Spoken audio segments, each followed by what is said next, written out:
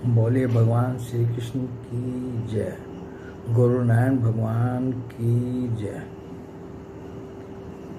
कल हमने भगवान श्री कृष्ण के जन्म की कथा सुनी थी, जो श्रीमद् भागवत के 10वें स्कंद के अध्याय 1 से 3 तक से ली गई थी।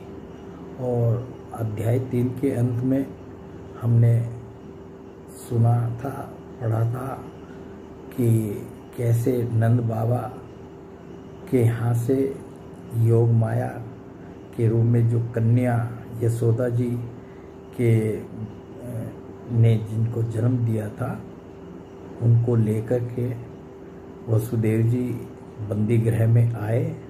और बंदी गृह में आकर के माता देवकी के पास उस कन्या को उन्होंने लिटा दिया, सुला दिया।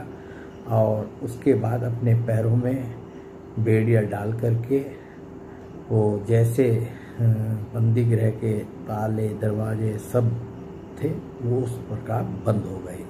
ये सब योग माया का प्रभाव था, जो कि कल हमने यहाँ तक सुना था।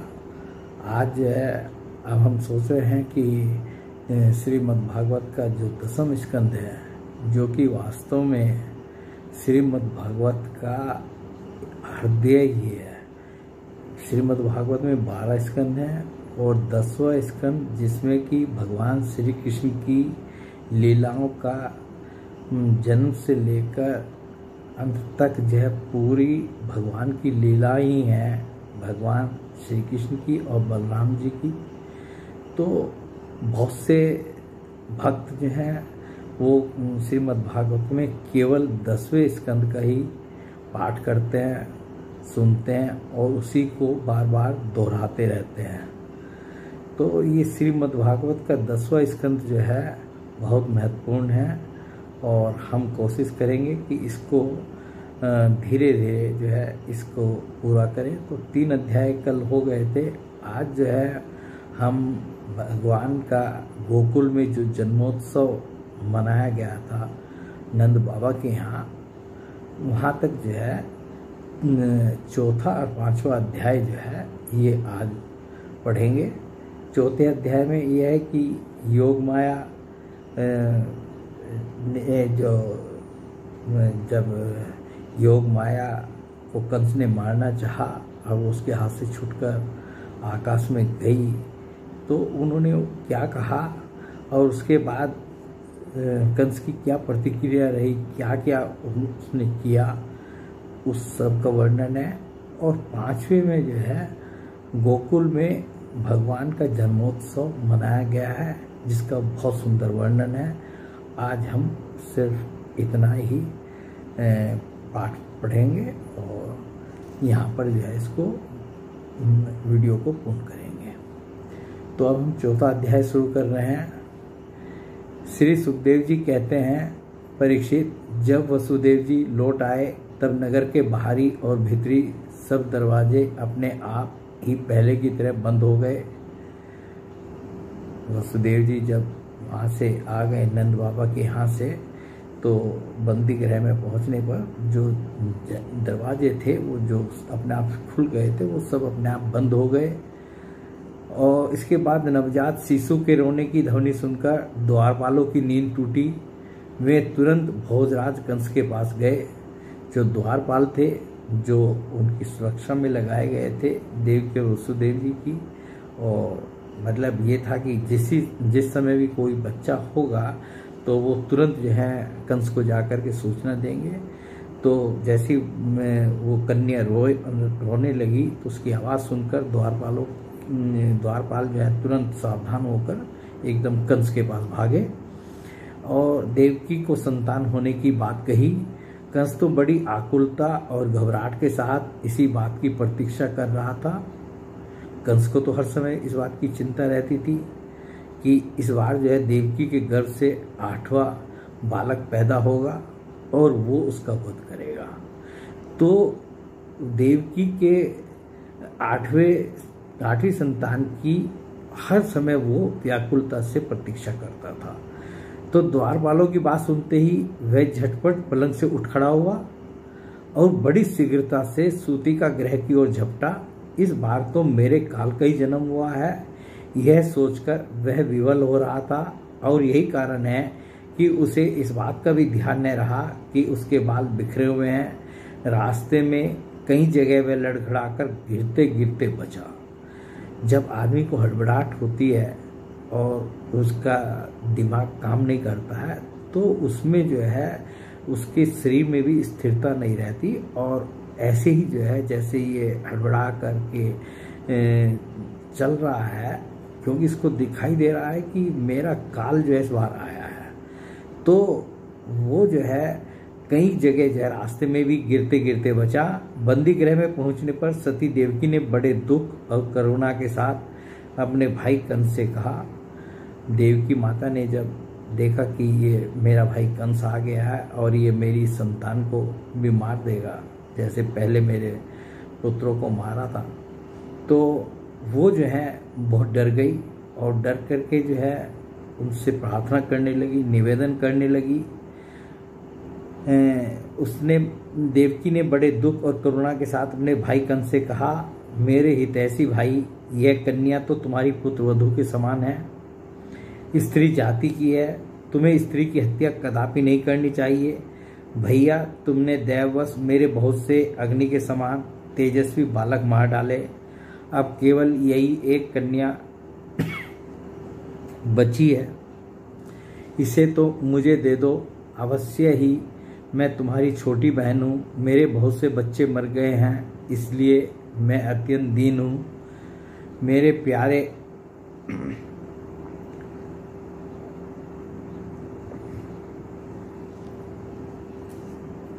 और समर्थ भाई, तुम मुझ मन भागिनी को यह अंतिम संतान अवश्य दे दो। तो इस प्रकार जो है ये देवकी माता ने जो है कंस से, जो उनका भाई था, प्रार्थना की कि मेरी इस कन्या को अब छोड़ दो, इसको मत मारो। श्री सुखदेव जी कहते हैं, परीक्षित, कन्या को क्षमा करें, अपनी गोद में छिपाकर देवकी जी ने अत्यंत दीनता के साथ रोते रोते याचना की, परंतु कंस बड़ा दुष्ट था। उसने देवकी जी को झिड़ककर उनके हाथ से वह कन्या छीन ली।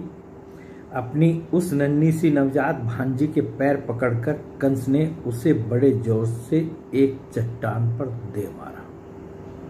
मारने के लिए कन्या को जो है देवकी जी से छीन लिया, उनकी प्रार्थना करने के बावजूद भी, और उसको कन्या को एक चट्टान पर जोर से दे मारा जिससे वो मर जाए। स्वार्थ ने उसके हृदय से सौहार्द को समूल उखाड़ फेंका था, परंतु श्री कृष्ण की वह छोटी बहन साधारण कन्या तो थी नहीं, देवी थी। उसके हाथ से छुटकर तुरंत आकाश में चली गई और अपने बड़े बड़े 8 हाथों में आयुध लिए हुए दिख पड़ी। कौन थी? भगवती माता थी। वह दिव्य माला, वस्त्र, चंदन और मणि में आभूषणों से विभूषित थी।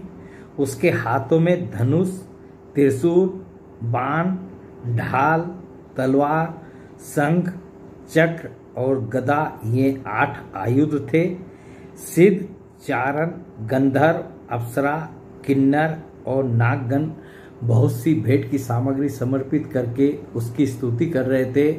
उस समय देवी ने कंस से यह कहा, रे मूर्ख, मुझे मारने से तुझे क्या मिलेगा? तेरे पूर्व जन्म का शत्रु तुझे मारने के लिए किसी स्थान पर पैदा हो चुका है। अब तू व्यर्थ निर्दोष बालकों की हत्या न किया कर। कंस से इस प्रकार कहकर भगवती योग माया वहां से अंतर्ध्यान हो गई और पृथ्वी के अनेक स्थानों में विभिन्न नामों से प्रसिद्ध हुई।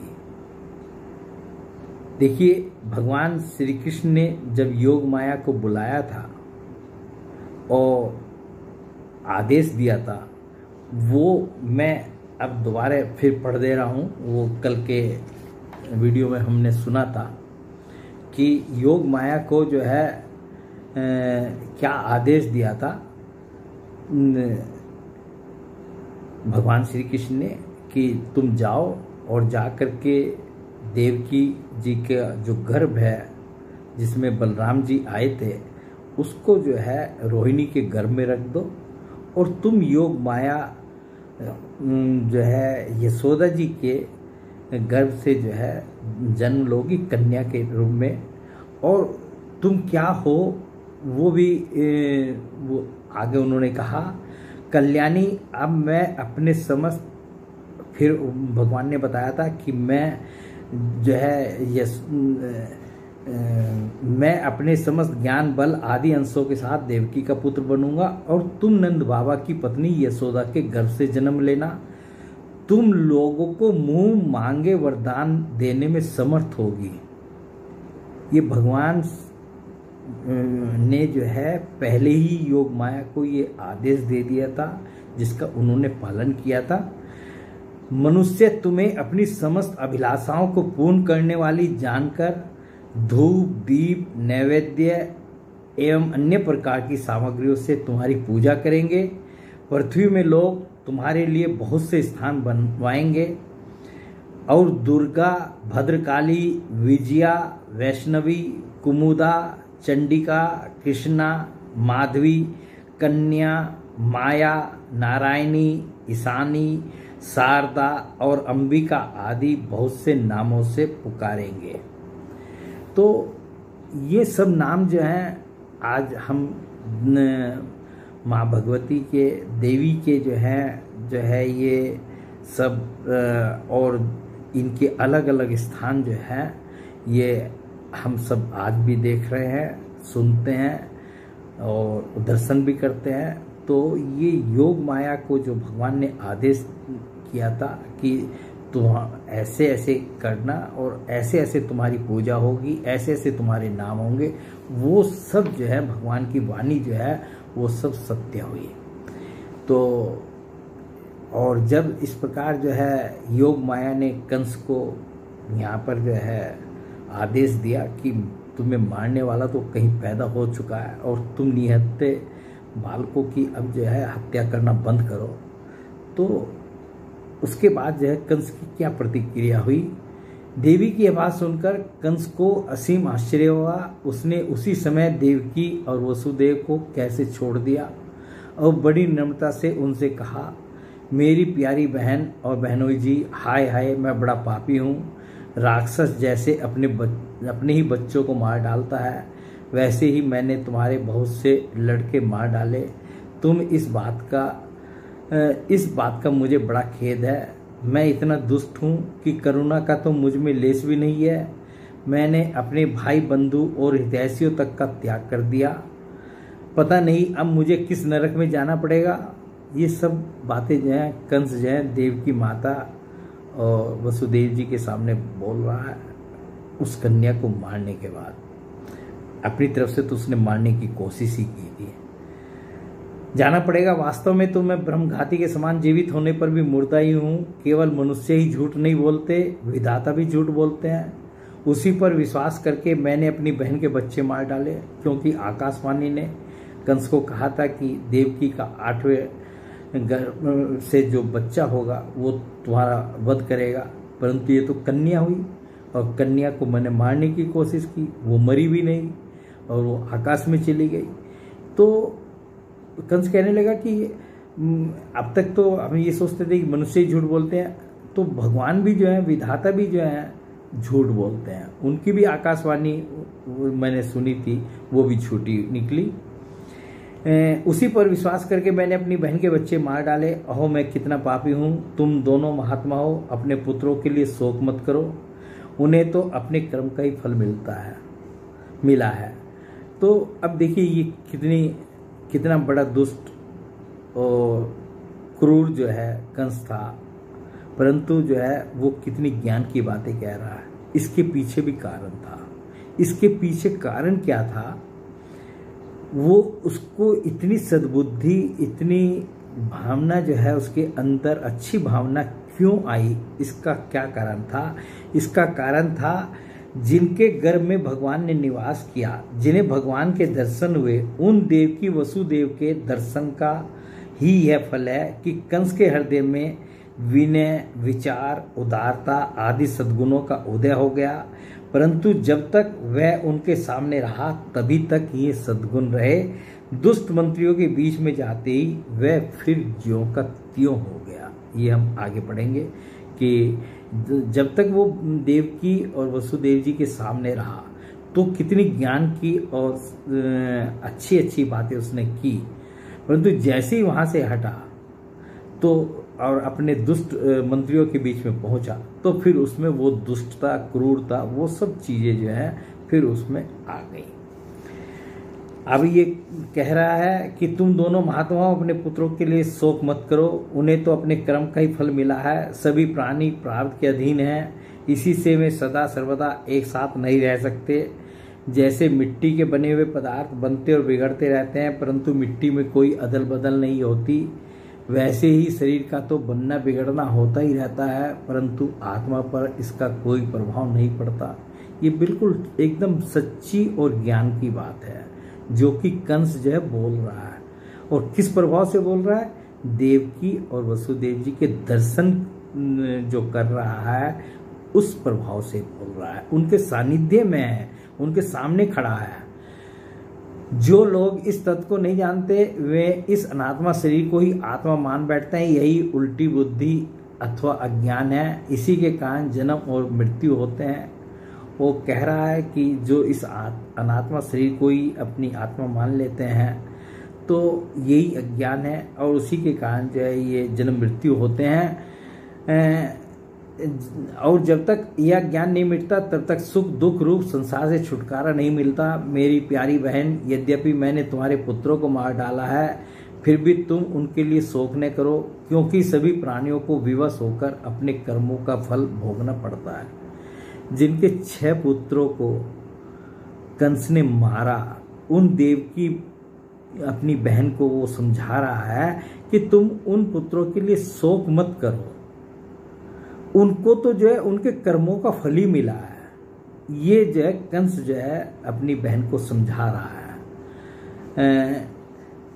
अपने स्वरूप को न जानने के कारण जीव जब तक ये मानता रहता है कि यह मैं मारने वाला हूँ या मारा जाता हूँ तब तक शरीर के जन्म और मृत्यु का अभिमान करने वाला वह अज्ञानी बाध्य और बाधक भाव को प्राप्त होता है, अर्थात वह दूसरों को दुख देता है और स्वयं दुख भोगता है। यहाँ तक जो है उसने ये सब ज्ञान की बातें कही और फिर जो है क्षमा मांगने के लिए जो है आगे कह रहा है देवकी जी से, वसुदेव जी से, मेरी ये दुष्टता तुम दोनों क्षमा करो क्योंकि तुम बड़े ही साधु स्वभाव और दीनों के रक्षक हो। ऐसा कहकर कंस ने अपनी बहन देवकी और वसुदेव जी के चरण पकड़ लिए। उसकी आंखों से आंसू बह बहकर मुंह तक आ रहे थे। इसके बाद उसने योग माया के वचनों पर विश्वास करके देवकी और वसुदेव को कैसे छोड़ दिया और वह तरह तरह से उनके प्रति अपना प्रेम प्रकट करने लगा। देखिए ये जो सब व्यवहार किया है ये एक दुष्ट व्यक्ति ने और उनके सानिध्य में जो कि भगवान के माता पिता हुए उनके सानिध्य में रहने से उसने इस तरह की सब बातें कही और इस तरह का व्यवहार किया। परंतु वसुदेव जी जानते थे कि ये दुष्ट है और इसने उनको कैसे छोड़ भी दिया था, उन्होंने सब कुछ कर दिया, परंतु इसका कोई भरोसा नहीं किया जा सकता। ये कब अपनी बात से जो अब बातें कह रहा है ये कब पलट जाएगा, कोई इसका कोई भरोसा नहीं है। फिर भी जो है वो कितने संत थे, कितने साधु पुरुष थे वसुदेव जी, और देव की माता तो भगवान की माता थी, उनका कैसा स्वभाव था, संत स्वभाव था कि वो कहती हैं कि इसके बाद उसने योग माया के वचनों पर विश्वास करके देवकी और वसुदेव को कैसे छोड़ दिया और तरह तरह से उनके प्रति अपना प्रेम प्रकट करने लगा। जब देवकी जी ने देखा कि भाई कंस को पश्चाताप हो रहा है तब उन्होंने उसे क्षमा कर दिया। जो सज्जन पुरुष होते हैं वो दुष्टों को भी क्षमा कर देते हैं। वे उसके पहले अपराधों को भूल गई और वसुदेव जी ने हंसकर कंस से कहा, और वसुदेव जी तो बिल्कुल संत थे ही, उन्होंने हंसकर कंस से कहा, मनस्वी कंस, आप जो कहते हैं वह ठीक वैसा ही है। जीव अज्ञान के कारण ही शरीर आदि को मैं मान बैठते हैं। इसी से अपने प्राय का भेद हो जाता है और यह भेद दृष्टि हो जाने पर तो वे शोक, हर्ष, भय, द्वेष, लोभ, मोह और मद से अंधे हो जाते हैं। उसकी बात का समर्थन किया और कहा कि भाई तुम जो कह रहे हो सही कह रहे हो कि जीव जो है ये इस शरीर को ही आत्मा मान बैठता है और उसी के कारण इसको ये जितने भी शोक है, हर्ष है, भय है, द्वेष, लोभ, मोह और मद, ये इन सब से वो अंधा हो जाता है। फिर तो उन्हें इस बात का पता ही नहीं रहता कि सबके प्रेरक भगवान ही एक भाव से दूसरे भाव का, एक वस्तु से दूसरी वस्तु का नाश करा रहे हैं। श्री सुखदेव जी कहते हैं, परीक्षित, जब वसुदेव और देवकी ने इस प्रकार प्रसन्न होकर निष्कपट भाव से कंस के साथ बातचीत की, तब उनसे अनुमति लेकर वह अपने महल में चला गया। अब देखिए, यहाँ से देवकी और वसुदेव जी के सामने से कंस हट गया और अपने महल में चला गया। और महल में जाकर उसने क्या किया, अपने सब मंत्रियों को बुलाया। और उसके मंत्री भी जो है वो नीति निपुण नहीं थे और दैत्य होने के स्वभाव से ही देवताओं के प्रति शत्रुता का भाव भी रखते थे। और क्या था, और कंस की बात सुनकर उसने जो योग माया ने बताया था वो सब जो है अपने मंत्रियों को और उन दैत्यों को जो है जो उसके सभा में आए हुए थे उन सबको वो उसने जो है सुना दिया। तो अब उसके मंत्री जो है क्या बोल रहे, अपने स्वामी कंस की बात सुनकर वे देवताओं पर और भी चिढ़ गए और कंस से कहने लगे, भोजराज, यदि ऐसी बात है तो हम आज ही बड़े बड़े नगरों में, छोटे छोटे गांवों में, अहीरों की बस्तियों में और दूसरे स्थानों में जितने बच्चे हुए हैं वे चाहे 10 दिन से अधिक के हों या कम के, सबको आज ही मार डालेंगे। क्योंकि योग माया ने कहा था, देवी ने कहा था कि जो है तुझे मारने वाला तो कहीं पैदा हो चुका है, तू अब निहत्थे बालकों की हत्या ना किया कर, कि अब मुझे मारने से तुझे क्या मिलता। तो उसके मंत्रियों ने उसको समझाया कि जितने भी नवजात शिशु हैं वो चाहे 10 दिन के हुए हों, हम उन सबको तुरंत खत्म कर देंगे, सबको मार देंगे। समर भीरु देवगण युद्धोद्योग करके ही क्या करेंगे, वे तो आपके धनुष की टंकार सुनकर ही सदा सर्वदा घबराए रहते हैं। और दूसरे जो है समझा रहे हैं कि देवता भी आपका क्या बिगाड़ लेते हैं, देवता तो आपसे वैसे ही डरे रहते हैं, सारे डर करके घूमते रहते हैं और आपके बहुत से तो आपसे डर कर जो आपकी शरण में आ जाते हैं। और कोई अपनी चोटी के बाल तथा कच्छ खोलकर आपके शरण में आकर कहते हैं कि हम भयभीत हैं, हमारी रक्षा कीजिए। आप उन शत्रुओं को नहीं मारते जो अस्वस्थ भूल गए हो, जिनका रथ टूट गया हो, जो डर गए हो, जो लोग युद्ध छोड़कर उन्मेष खो गए हो, जिनका धनुष टूट गया हो या जिन्होंने युद्ध से अपना मुख मोड़ लिया हो, उन्हें भी आप नहीं मारते। इस तरह की उसकी प्रशंसा भी इसके मंत्री जो है कह रहे हैं, कर रहे हैं। और बाद में जो है वो कहते हैं, उसके मंत्री उसको समझाते हैं कि देवता तो बस वैसे ही वीर बनते हैं, वहां कोई लड़ाई झगड़ा न हो, रणभूमि के बाहर में बड़ी बड़ी डीक हाँकते हैं, उनसे तथा एकांतवासी विष्णु, वनवासी शंकर, अल्पवीर्य इंद्र और तपस्वी ब्रह्मा से भी हमें क्या भय हो सकता है। फिर भी देवताओं की उपेक्षा नहीं करनी चाहिए, ऐसी हमारी राय है। क्योंकि हैं तुम्हें शत्रु ही, इसलिए उनको जड़ से उखाड़ फेंकने के लिए आप जो है हम जैसे विश्वास युक्त सेवकों को नियुक्त कर दीजिए। और अब आगे कहते हैं कि वो मंत्री लोग जो है कंस को समझा रहे हैं कि जैसे मनुष्य के शरीर में रोग हो जाता है तो उसकी उपेक्षा नहीं करनी चाहिए, अथवा वो जो है बढ़ता ही चला जाता है। इसी तरह यदि शत्रु की उपेक्षा कर दी जाए तो वह अपना पांव जमा ले तो फिर उसको हराना कठिन हो जाता है। और बाद में कहते हैं देवताओं की जड़ है विष्णु, और वह कहाँ रहता है, जहां सनातन धर्म है। सनातन धर्म की जड़ है वेद, गो, ब्राह्मण, तपस्या और वे यज्ञ जिनमें दक्षिणा दी जाती है। इसलिए भोजराज, हम लोग वेदवादी ब्राह्मण, तपस्वी, याज्ञिक और यज्ञ के लिए घी आदि हविष्य पदार्थ देने वाली गायों का पूर्ण रूप से नाश कर डालेंगे। तो इन्होंने सनातन धर्म का भी बता दिया कि सनातन धर्म क्या है, सनातन धर्म की क्या जड़ है, और जो है यदि सनातन धर्म को समाप्त करना हो तो जो है उसके लिए किस किन चीजों को समाप्त करना होगा, ये कौन बतला रही है? दुष्ट बतला रहे हैं, जो क्रूर उसके मंत्री थे कंस के, वो ये उसको समझा रहे हैं कि हम जो ब्राह्मणों को, गौ को, वेद को, तपस्या को, सत्य को, इंद्रिय दमन, मनोनिग्रह, श्रद्धा, दया, तितिक्षा और यज्ञ विष्णु के शरीर है, इन सबको समाप्त कर देंगे, नष्ट कर देंगे। यह विष्णु ही सारे देवताओं का स्वामी और असुरों का प्रधान द्वेषी है, परंतु वह किसी गुफा में छिपा रहता है। ये विष्णु तो स्वयं गुफा में छिपा रहता है। महादेव, ब्रह्मा तथा सारे देवताओं की जड़ वही है। उसको मार डालने का उपाय यह है कि ऋषियों को मार डाला जाए। यदि ऋषियों को हमने समाप्त कर दिया, ऋषियों को मार दिया, तो समझ लीजिए कि विष्णु स्वयं मर जाएगा। ये जो है कंस को उसके मंत्रियों ने समझाया। श्री सुखदेव जी कहते हैं, परीक्षित, एक तो कंस की बुद्धि स्वयं ही बिगड़ी थी, फिर उसे मंत्री भी ऐसे मिले थे, उससे भी बढ़कर दुष्ट थे। इस प्रकार उनसे सलाह करके काल के फंदे में फंसे हुए असुर कंस ने यही ठीक समझा कि ब्राह्मणों को ही मार डाला जाए। उसने हिंसा प्रेमी राक्षसों को संत पुरुषों की हिंसा करने का आदेश दे दिया, और वे इसके मंत्री और जो दुष्ट दैत्य थे वो कैसे थे?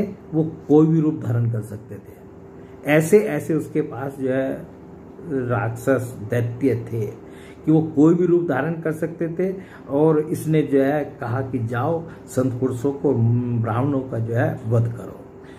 परीक्षित, जो लोग महान संत पुरुषों का अनादर करते हैं उनका वह कुकर्म उनकी आयु, लक्ष्मी, कीर्ति, धर्म, लोक, परलोक, विषय भोग और सबके सब कल्याण के साधनों को नष्ट कर देता है। ये सुखदेव जी जो हैं राजा परीक्षित को समझा रहे हैं कि ये जो कंस जो है ना, जो ये संत पुरुषों को मारने का, ब्राह्मणों को मारने का जो आदेश दे रहा है, तो ये इसकी जो है आयु को, लक्ष्मी को, कीर्ति को, धर्म, लोक, परलोक, विषय भोग, सब के सब कल्याण के साधनों को इसके नष्ट कर देगा। तो अब ये चौथा अध्याय जो है समाप्त हो गया, और पांचवा अध्याय जो है गोकुल में भगवान का जन्मोत्सव जो है मनाया जा रहा है इस अध्याय में। तो आज की हम कथा इस अध्याय के बाद समाप्त करेंगे। तो और ये बहुत सुंदर जो है, कल तो हमने भगवान के जन्म की कथा सुनी थी, वहाँ बंदी गृह में भगवान का जन्म हुआ था। तो वहाँ तो जो है जो भी संकल्प कर सकते थे भगवान के जन्मोत्सव को लेकर के, वसुदेव जी ने वो संकल्प मात्र किए थे। कोई जन्मोत्सव वो दोनों बंदी गृह में मना नहीं सकते थे, परंतु भगवान है, भगवान का जन्मोत्सव मनना चाहिए। और भगवान का जन्मोत्सव जो है नंद बाबा के घर में कितने हर्षोल्लास से मना। नंद बाबा के गोकुल का जो है वहाँ के हर गोपी किस तरह से उन्होंने प्रसन्नता व्यक्त की, वो सब जो है वर्णन जो है इस अध्याय में है, उसको हम सुनेंगे। श्री सुखदेव जी कहते हैं, परीक्षित, नंद बाबा बड़े मनस्वी और उदार थे। पुत्र का जन्म होने पर तो उनका हृदय विलक्षण आनंद से भर गया। उन्होंने स्नान किया और पवित्र होकर सुंदर सुंदर वस्त्राभूषण धारण किए। देखिए, नंद बाबा इतने बड़े हो चुके थे, उनकी आयु इतनी बीत चुकी थी, परंतु उनके कोई संतान नहीं हुई थी। तो जब सबको ये पता चला और नंद बाबा को ये पता चला कि संतान हुई है यशोदा जी के, तो सब कितने खुश हुए होंगे कि इस उम्र में जो है नंद बाबा को एक संतान की प्राप्ति हुई है। तो उन्होंने स्नान किया, पवित्र होकर सुंदर सुंदर वस्त्राभूषण धारण किए। फिर वेदज्ञ ब्राह्मणों को बुलवाकर स्वस्ति वाचन और अपने पुत्र का जातक्रम संस्कार करवाया। साथ ही देवता और पितरों की विधि पूर्वक पूजा भी करवाई। उन्होंने ब्राह्मणों को वस्त्र और आभूषणों से सुसज्जित 2 लाख गौवें दान दी। रत्नों और सुनहले वस्त्रों से ढके हुए तिल के 7 पहाड़ दान किए। संस्कारों से ही गर्भ शुद्धि होती है, यह प्रदर्शित करने के लिए अनेक दृष्टांतों का उल्लेख करते हैं कि मतलब जो जो भी जिन संस्कारों से जो शुद्धि होती है तो वो सब जो हैं वो शुद्धियाँ हुई।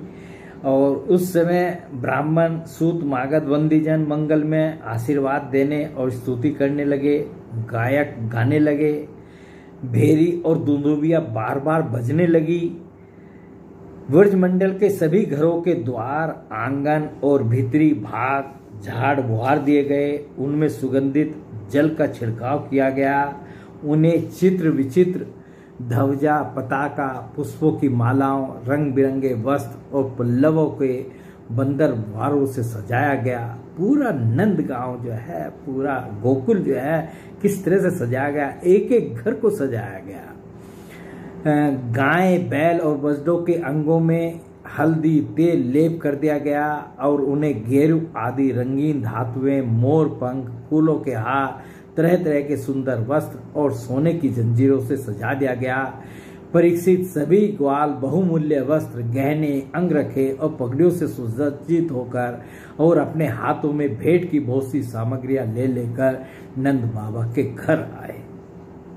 सबको इतनी खुशी हो रही थी कि नंद बाबा के जो संतान हुई है, तो सब जो है गोपियां जो हैं वो अपने आप को सजा करके जैसे कि कोई पर्व मनाया जा रहा हो, तो इतनी खुशी हो रही थी सबको और भेंट की सामग्रियां ले लेकर के नंद के दरवाजे पर पहुंचने लगे।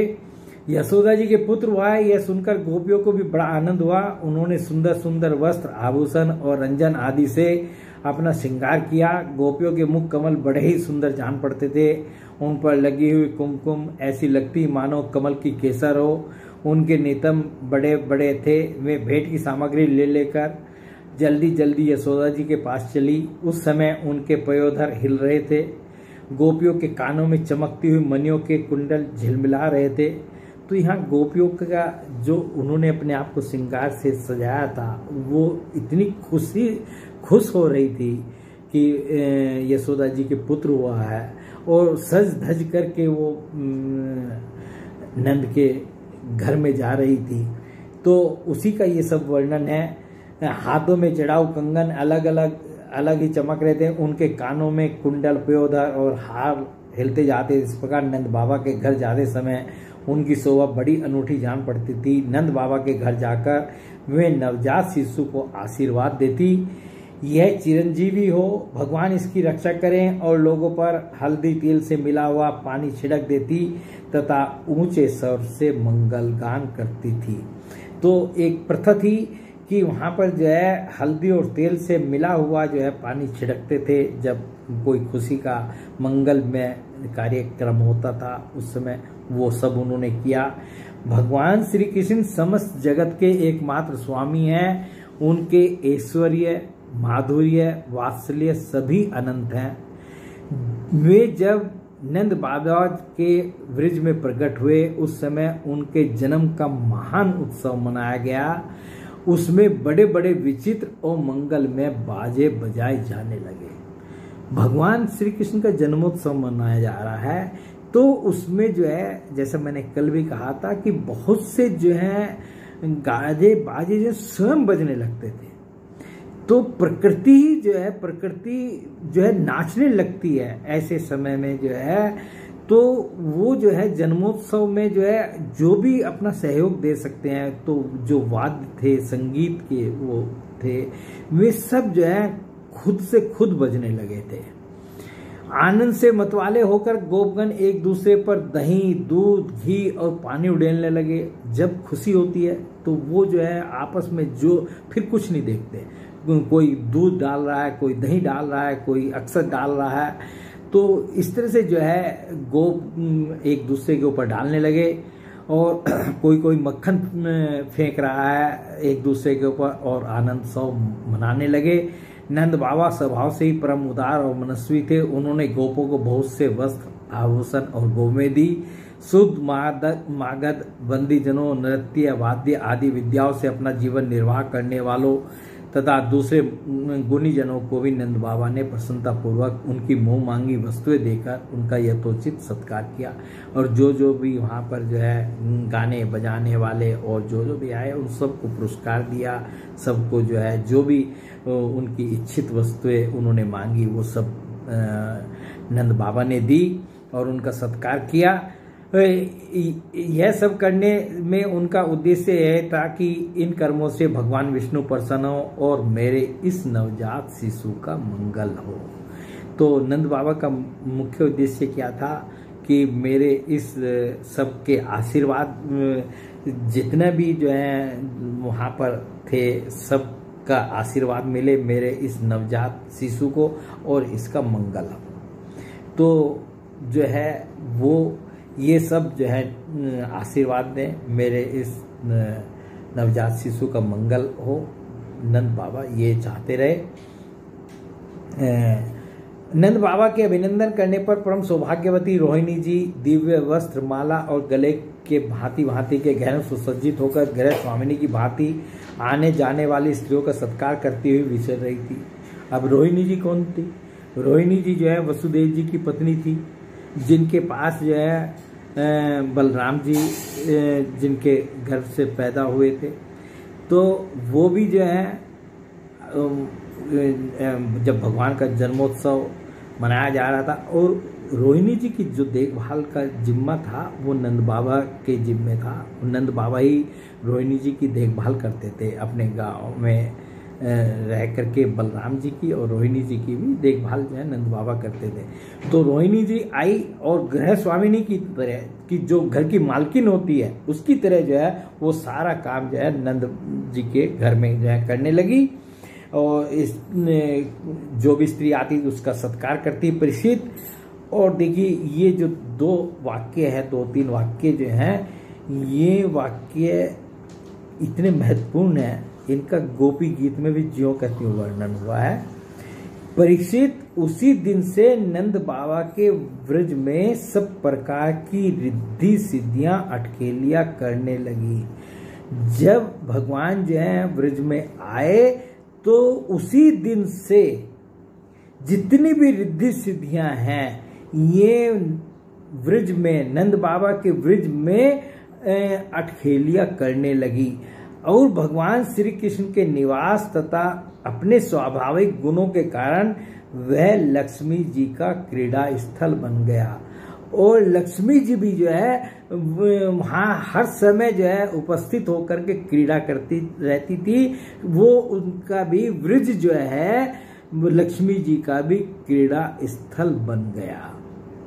ये भगवान के प्राकट्य का जो यहाँ पर नंद बाबा के गोकुल में हुआ था उसका ये प्रभाव था कि भगवान कृष्ण के यहाँ आने का ये प्रभाव था कि जो अष्ट सिद्धियां नव निद्या थी वे वहाँ व्रज में जो अटखेलियां कर रही हैं और लक्ष्मी भी जो है वो व्रज जो है उनका क्रीड़ा स्थल बन गया। परीक्षित कुछ दिनों के बाद नंद बाबा ने गोकुल की रक्षा का भार तो दूसरे गोपों को सौंप दिया। अब ये भगवान के जन्मोत्सव का जो है जो वर्णन था ये करीब करीब यहाँ पर जो है इतना ही इसमें आया। और इसके बाद जो है ये नंद बाबा जो है कंस का जो है कर चुकाना रहता था, उसका कर चुकाने के लिए जो है मथुरा जाना था उनको, मथुरा चले गए। और जब वसुदेव जी तो मथुरा में ही रहते थे, जब वसुदेव जी को मालूम हुआ कि ये नंद जी आए हैं तो वो उनसे मिलने के लिए तुरंत व्याकुल होकर के जो है उनसे मिलने के लिए आए। और जब उनको पता चला कि भाई कंस का जो इनको कर वगैरह चुकाना था वो भी चुका चुके हैं, तो जहाँ नंद बाबा ठहरे हुए थे वसुदेव जी वहाँ गए। वसुदेव जी को देखते ही नंद जी सहसा उठकर खड़े हो गए, मानो मृतक शरीर में प्राण आ गया हो। उन्होंने बड़े प्रेम से अपने प्रियतम वसुदेव जी को दोनों हाथों से पकड़कर हृदय से लगा लिया। नंद बाबा उस समय प्रेम से विवल हो रहे थे। परीक्षित, नंद बाबा ने वसुदेव जी का बड़ा स्वागत सत्कार किया। वे आदरपूर्वक आराम से बैठ गए। उस समय उनका चित्त अपने पुत्रों में लग रहा था। वे नंद बाबा से कुशल मंगल पूछकर कहने लगे। वसुदेव जी के दोनों पुत्र जो हैं, बलराम जी भी और कृष्ण जी भी वहाँ गोकुल में थे, नंद जी के यहाँ थे। तो उनका वसुदेव जी का चित्त तो अपने पुत्रों में लगा हुआ था और वो जल्दी से जल्दी उनकी कुशल पूछने के लिए बेचैन थे कि अपने पुत्रों की कुशल पूछें। और जो है उनको, क्योंकि वो मथुरा में रहते थे, मथुरा की हर बात जो है उनको पता चल जाती थी। राजा कंस आज किसको क्या आदेश दे रहा है। राजा कंस के मंत्रियों का भी उन्होंने सुना होगा कि उनके मंत्रियों ने जो है राजा कंस को कहा था कि जितने भी 10 दिन के पैदा हुए बच्चे हैं हम सबको मार डालेंगे, किसी बच्चे को नहीं छोड़ेंगे। तो ये भी घबराए हुए थे कि मेरा बच्चा तो जो है अभी कुछ ही दिन का है, तो उसके साथ क्या होगा, क्या। तो मतलब इस बात के लिए वो अपने अंदर से जो उनको व्याकुलता थी वो सब जानने के लिए जो है वो नंद बाबा से जो है पूछने लगे। वसुदेव जी ने कहा, भाई तुम्हारी अवस्था ढल चली थी। अब जो है देखिए नंद बाबा को किस तरह से जो है वसुदेव जी कह रहे हैं कि तुम्हारी अवस्था ढल चुकी थी और अब तक तुम्हें कोई संतान भी नहीं हुई थी।